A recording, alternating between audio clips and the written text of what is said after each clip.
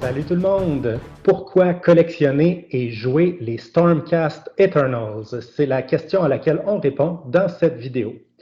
Alors, Vincent, tu es un joueur Stormcast Eternals. Tu possèdes en fait pratiquement toute la gamme de modèles. Tu en as une très vaste collection. Pourquoi aimes-tu tant collectionner et jouer cette armée? Premièrement, tu l'as dit, c'est une gamme tellement vaste.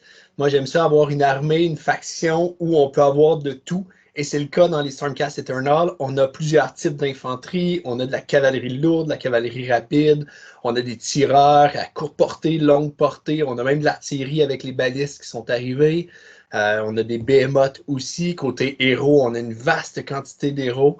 Alors, c'est super intéressant. Ça nous permet de monter vraiment beaucoup de listes. On a beaucoup d'options possibles. Elles ne sont peut-être pas toutes aussi bonnes, mais on a beaucoup d'options, beaucoup de choses qu'on peut essayer.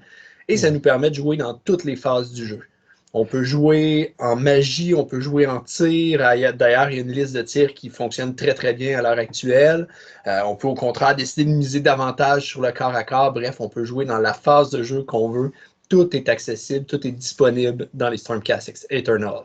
Puis tu disais, hein, dans la gamme qui est très large, il y a tout un choix de héros, d'autant plus que Games Workshop a sorti régulièrement des modèles promo, des modèles uniques pour enrichir la gamme. Donc, c'est vraiment une armée qui est très bien supportée par Games Workshop.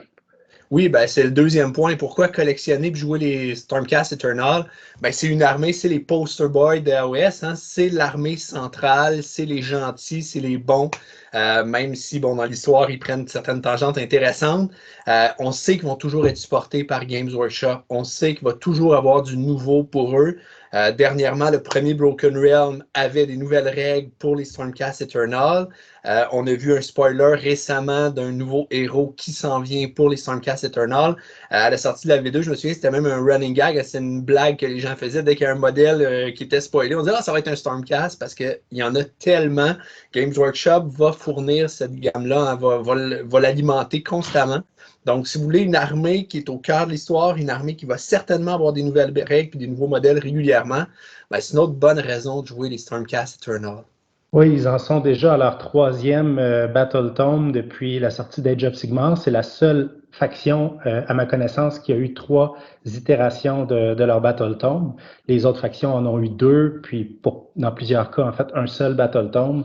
Donc, on voit vraiment que les Stormcast Eternals vont être toujours bien supportés, là, comme tu viens de l'expliquer.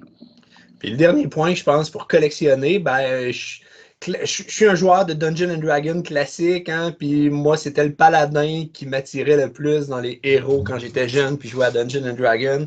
Puis, dans le fond, ici, on a un classique réinventé. Si vous aimiez les paladins, les prêtres guerriers, l'armée des Stormcast donne cette impression-là, mais c'est un classique réinventé. Il y a quelque chose de nouveau dans l'apparence. C'est pas les mêmes types d'armure que ce qu'on est habitué de voir en fantasy, mais ça donne quand même cette image-là. C'est un rappel de notre fameux paladin qui porte la lumière puis qui va se battre pour la divinité bonne, dans ce cas-ci Sigmar. Et si vous aimez ça, jouer des guerriers solides, bien armurés, dans les Stormcast, on est vraiment tanky. Là. Tout est sur du 4+, voire du 3+ d'armure dans certains cas.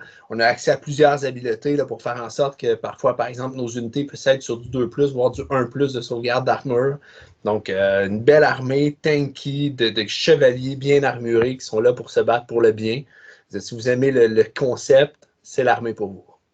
Et c'est une armée qui ne coûte pas trop cher non plus à collectionner parce qu'elle est souvent incluse dans des boîtes promotionnelles ou des boîtes de départ là, de Games Workshop. C'est aussi une des armées les plus jouées, les plus populaires. Donc, il y en a énormément sur le marché de l'usager. Donc, c'est une armée qu'on peut se procurer souvent à plus faible coût que d'autres factions. Un autre élément qui est intéressant des Stormcast Eternals, c'est qu'ils peuvent être joués en allié avec pratiquement toutes les factions de l'ordre. Donc, ça permet de les inclure dans d'autres factions ou si on décide, si on joue Stormcast Eternals puis qu'on souhaite collectionner une deuxième faction de l'ordre, on peut déjà réutiliser nos pièces Stormcast pour les jouer en allié. Donc, ça aussi, c'est intéressant. Ça rend nos pièces, nos unités plus versatiles un peu là, dans notre collection. Effectivement. Puis ils ont même eu des règles pour ça, notamment dans City of Sigmar, puis dans Broken Realm, ils ont des règles pour s'allier, entre autres, avec les unités de City of Sigmar. Et Vincent, pour terminer, quelle serait ton unité favorite là, parmi toute la gamme des Stormcast Eternals? C'est difficile à dire, il y en a vraiment beaucoup, mais je pense que j'ai un faible pour les évocateurs qui sont dans la Sacrosanct Chamber parce que bon, c'est une unité de magiciens, paladins, qui est vraiment intéressante aussi à jouer, qui est vraiment solide, là, qui cogne fort, qui génère des blessures mortelles. J'aime le concept, j'aime aussi les jouer, c'est une unité qui frappe fort, c'est sympathique. Donc, je pense que ce serait mon unité préférée parmi toutes celles que les Stormcast Eternal ont.